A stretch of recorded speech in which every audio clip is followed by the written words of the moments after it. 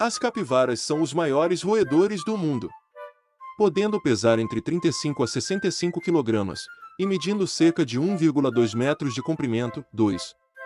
Esses adoráveis animais são nativos da América do Sul e são encontrados em diversas regiões, desde a Venezuela até o norte da Argentina. 3.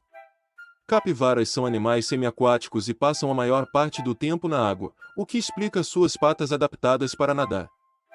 4.